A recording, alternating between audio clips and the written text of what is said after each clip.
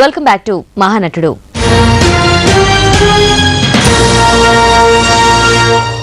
ఉద్యానవనంలో కథానాయిక ప్రభావతితో తానొక దేశదిమ్మరిగా పరిచయం చేసుకుంటాడు విక్రమార్కుడు. అతని ధైర్య సాహసాలకు మెచ్చి అతన్ని ప్రేమిస్తుంది రాణి ప్రభావతి.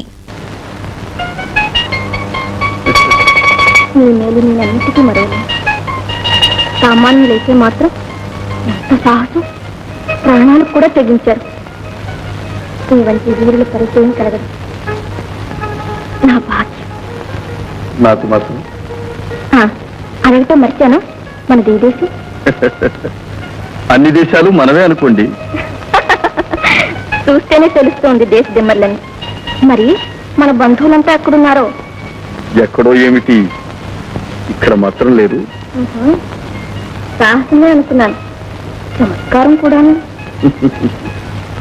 ప్రభావతీదేవి వంటి కళామూర్తితో స్నేహం కలిసినప్పుడు రానిదేముంది, రానిదేముంది. అమ్మా అమ్మా అమ్మా, సరే మీరు వెళ్ళి మల్లిపండు దగ్గర మామిడి పండు కొట్టుకురండి. మామిడి పండ్ల మల్లిపండు దగ్గర మల్లిపండు. కథానాయకుడు దేశదిమ్మరి కాదు, విక్రమార్క మహారాజు అని తెలుసుకున్నాక వారిద్దరిపై ఓ యుగళ గీతాన్ని చిత్రీకరించారు జంపన చంద్రశేఖరరావు. డబ్బింగ్ చిత్రాల రచయితగా పేరొందిన అనిశెట్టి ఈ చిత్రానికి మాటలు పాటలు రాశారు. పెండ్యాల మధురమైన స్వరాలు సమకూర్చారు. ఎన్టీఆర్, అంజలి ఎంతో అందంగా కనిపించి అభినయించిన ఓ నెలరాజా గీతం ఎన్నిసార్లు చూసినా చూడాలనిపిస్తుంది.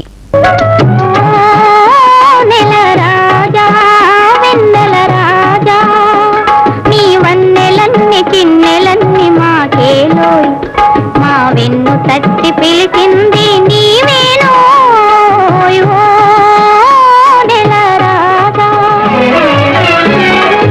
చల్లగాలి జాడలో తెల్ల మక్క నీడలో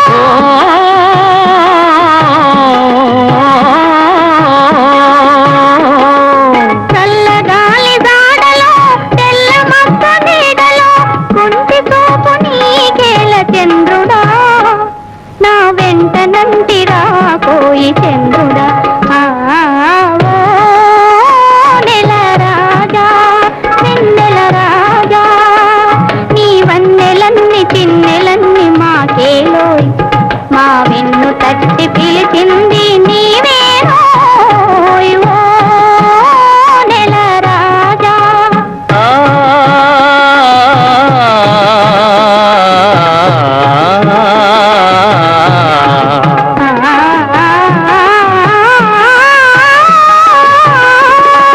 కలువల చిరునవ్వులే కన్నెలను సిగ్గులే,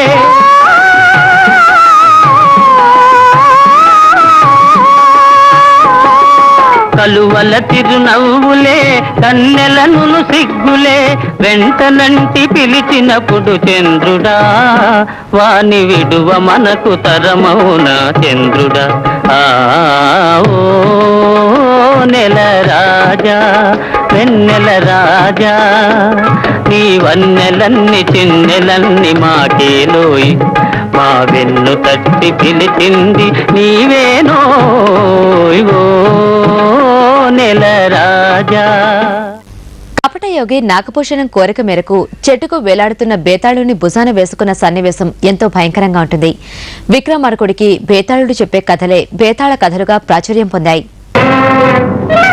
మహర్షి, క్రతు సహాయార్థం నేను చేయవలసిందేమిటి? మహారాజా, నా మంత్రోచ్చాటనతో సకల భూత ప్రేత పిశాచ గణాలని నాశనం చేయగలను. కానీ అదుగో ఆ వృక్షం మీద వేలాడుతూ ఉన్న శవాన్ని తమరు మౌనంగా తీసుకురావాలి.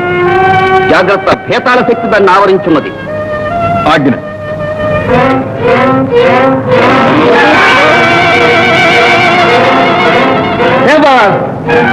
భేతాళుని తేగల వీరుడు, నా కత్తికి ఎరగాగల ధీరుడు.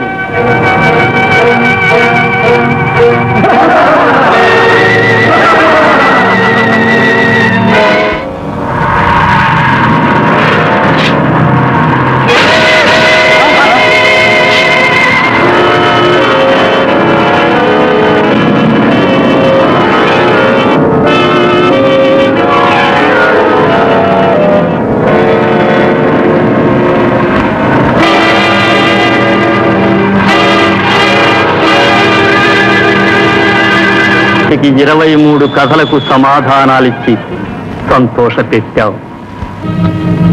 నీకొక రహస్యం చెబుతున్నా విను.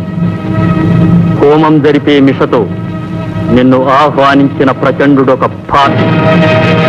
నా మహత్తర శక్తిని స్వాధీనం చేసుకునే ఉద్దేశ్యంతో ఇంతకు ముందు 99 హోమాలకి 99 మంది రాజుల శిరస్సులు నరికాడు. తన గురువైన మంత్రసిద్ధుని మాయోపాయంతో ఈ 100వ హోమానికి నిన్ను పిలుచుకొని వచ్చాడు. అందుచేత యుక్తితో నీ వతనిని వధించి ఆ 100 హోమముల ఫలితాన్ని పొందు. అప్పుడు నేను నీకే స్వాధీనమవుతాను. యువరాణి ప్రభావతి స్వయంవర సభలో మాంత్రికుడు విక్రమార్కుని వేషంలో వస్తాడు. ఆమె వరమాల మెడలో వేయబోయే సమయానికి అసలైన విక్రమార్కుడొస్తాడు. అప్పుడు ఆ ఇద్దరి మధ్య జరిగిన భీకర పోరాట సన్నివేశంలో గగురుపాటు కలిగించేలా నటించారు ఎన్టీఆర్.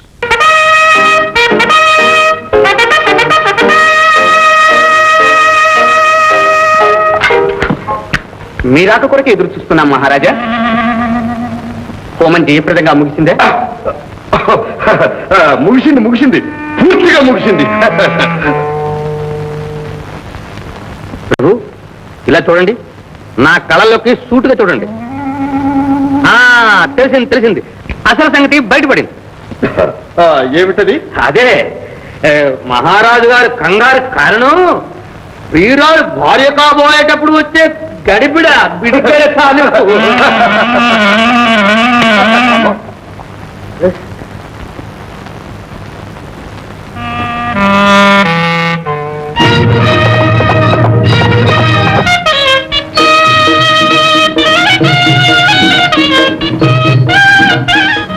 వీరు ఉద్యని శ్రీ శ్రీ శ్రీ శ్రీ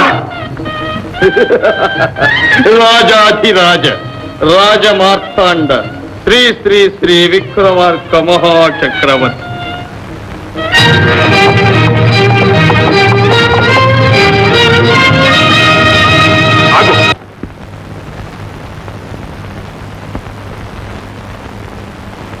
ప్రభావతి, ప్రభావతి, ప్రభావతి, వీడిని నమ్మద్దు. వీడెవడో మాయ రూపంలో వచ్చిన మాయావి. పాపి, ఏమిటి వింత? పిరికి పంద.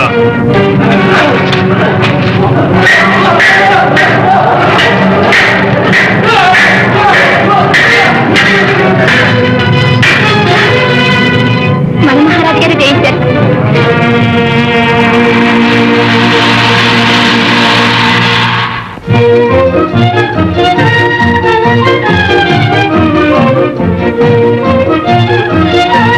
మహాప్రభు సమయానికి వచ్చి రక్షించారు. మా వంశ గౌరవాన్నే కాపాడారు. కలకాలం నేను మీకు కృతజ్ఞుడు.